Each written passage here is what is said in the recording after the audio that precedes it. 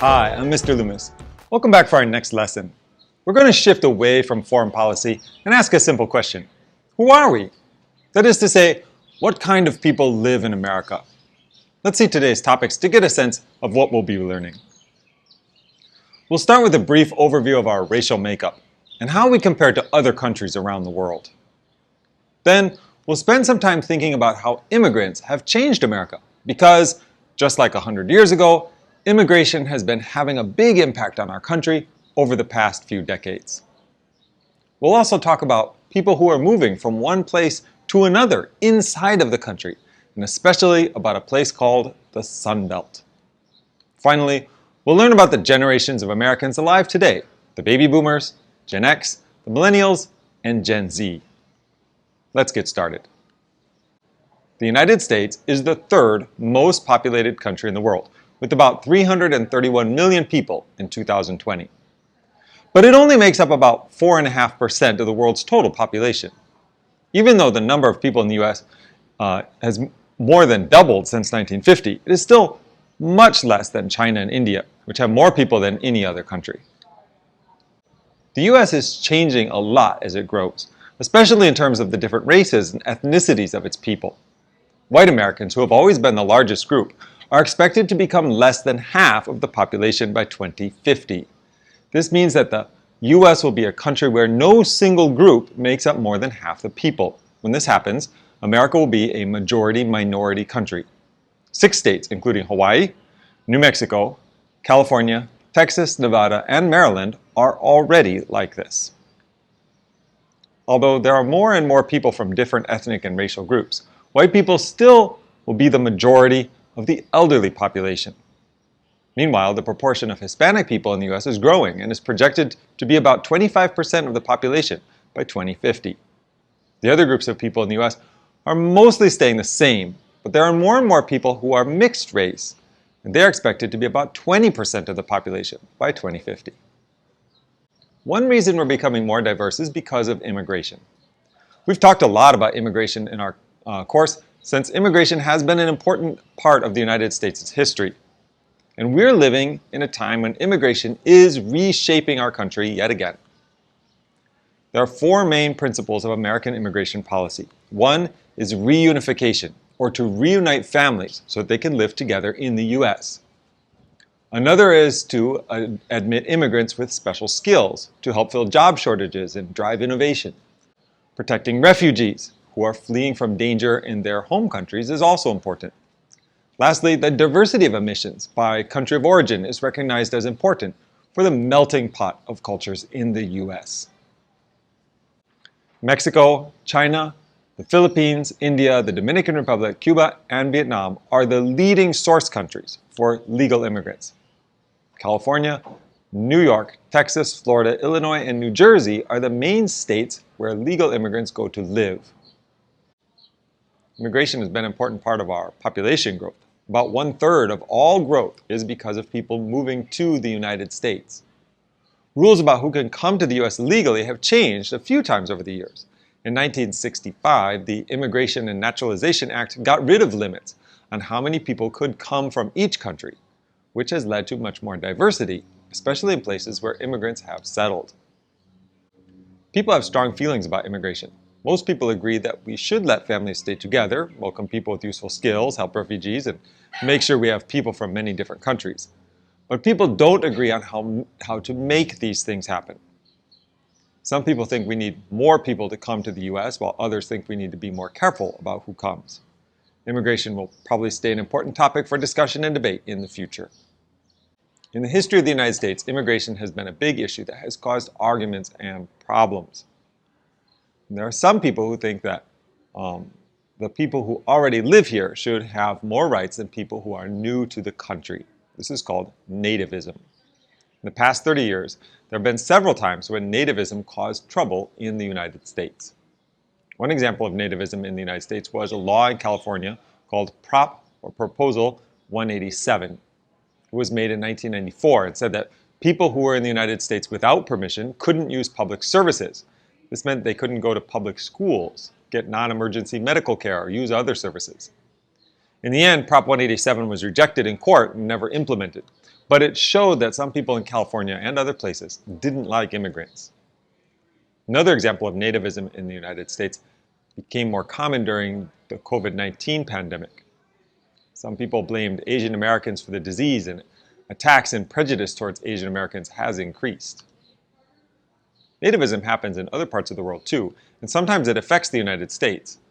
Far-right political parties in Europe and anti-refugee feelings in other places have inspired similar feelings among some Americans.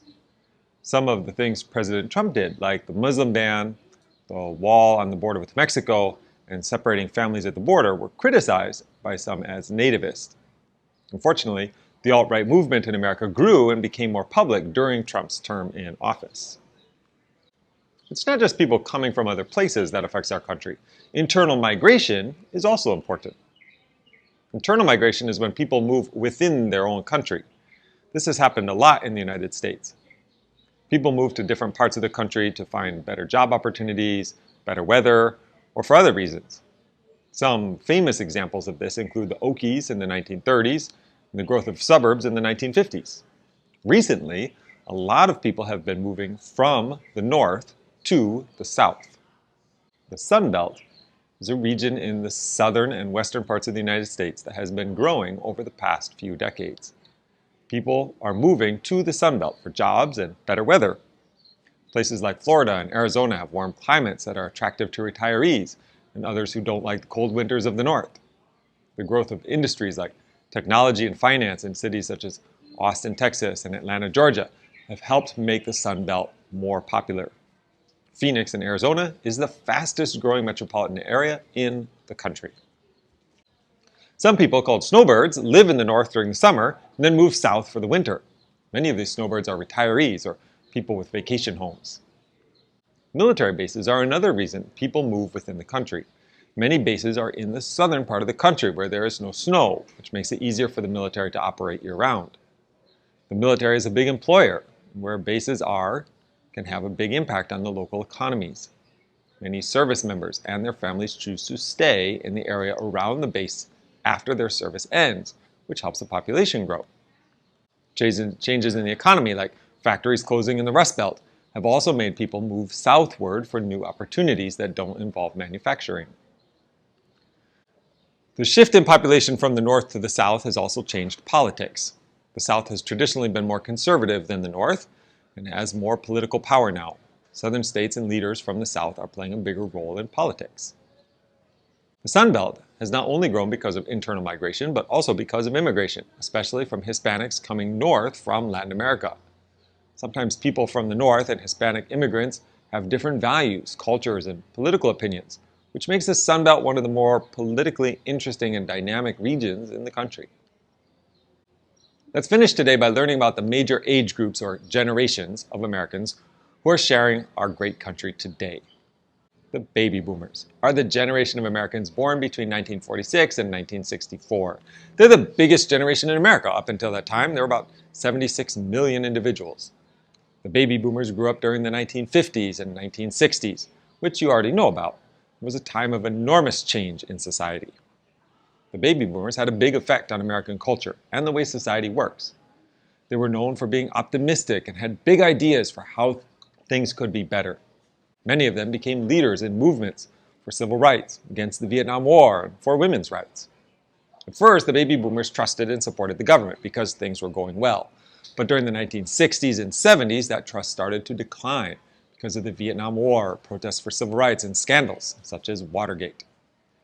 Some famous baby boomers who became leaders in politics include Bill Clinton and George W. Bush. In business, people like Steve Jobs, Bill Gates, and Oprah Winfrey became famous for their ideas and inventions and creativity. As more people get older in America, there are now more and more people who are over 65 years old. This is happening because the baby boomers are starting to retire. In 2018, there were 52 million people over 65 years old in America, which is about 16% of the total population. By 2060, it's expected that 95 million people will be over 65 years old, which will be about 23% of the total population. Because there are so many older people in America now, and because Americans are living longer than ever before, there are concerns about healthcare and Social Security. Some people call this situation the silver tsunami, in which the baby boomers will need many years of care, soak up government spending, and put a strain on the systems that care for them. Gen X is the group of Americans born between 1965 and 1980. They're the last generation to be born before computers, cell phones, and the internet became common. This means that they grew up in a time when technology was very different from what we have today. As a result, they're able to see both good and bad effects of technology. Gen Xers are now in the middle of their working lives and may soon earn the most money they ever will. They were teenagers in the 70s and 80s when it became more common to have two working parents or be in a single-parent household. Many had to learn to be independent at a young age. This makes them more independent and more likely to question authority. Despite this independence, or maybe because of it, many Gen Xers are becoming leaders in business and politics. Elon Musk, Mark Zuckerberg, and Jeff Bezos are examples of successful entrepreneurs from this generation.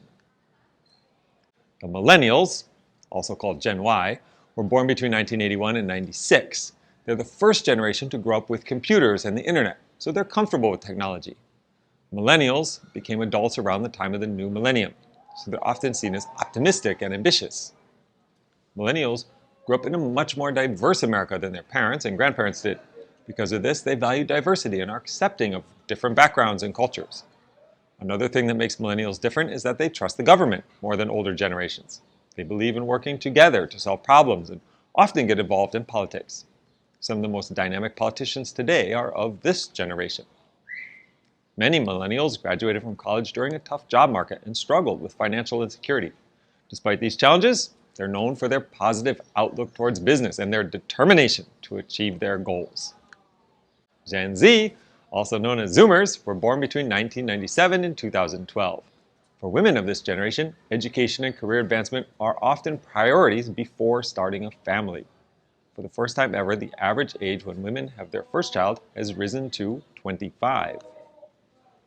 Gen Z grew up during times of political and social upheaval during the COVID-19 pandemic. Despite this, Gen Z is optimistic about the future and has been actively involved in social justice movements like Black Lives Matter and environmentalism. Gen Z is proficient with technology, and unlike the millennials, Gen Z grew up with social media platforms like TikTok and Instagram, which have shaped their worldview. They are outspoken and passionate about issues like LGBTQ rights and have been advocates for equality. This generation is also focused on emotional intelligence and mental health, making them one of the most empathetic and compassionate generations.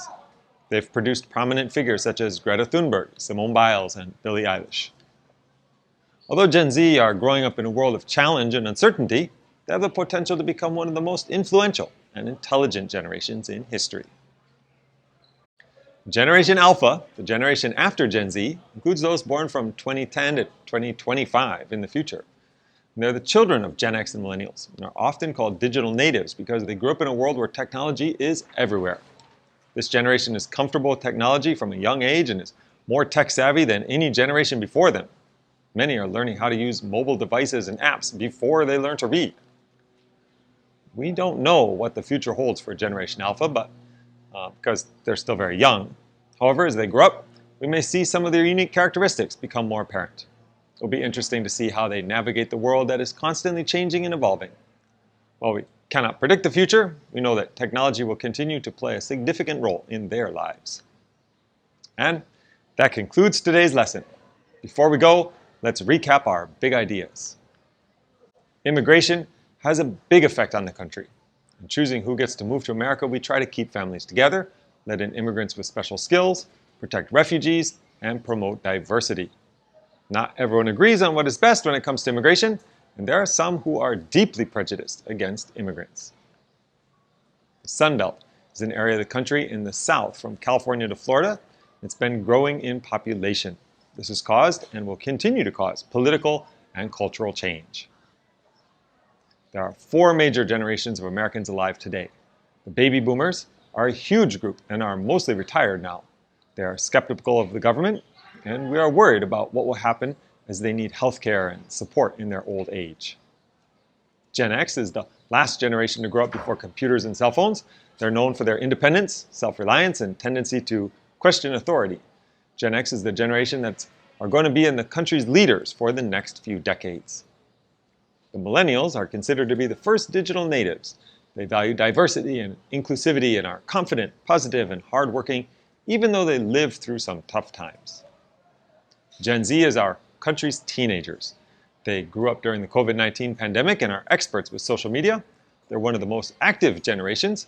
They care about racial and social justice, the environment, and mental health. I'll see you next time when we take a long look at race in contemporary America. Because despite being an increasingly diverse country, we still have a lot of work to do as we build our more perfect union. I'll see you then.